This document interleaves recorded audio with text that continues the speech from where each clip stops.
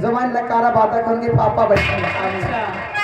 अब देखिए लड़का भी नकारा बजाता है और उनके पापा भी नकारा बजाते हैं और ये पुलिस में नौकरी भी करते हैं, जो कि तनख्वाह है 50,000 रुपए की।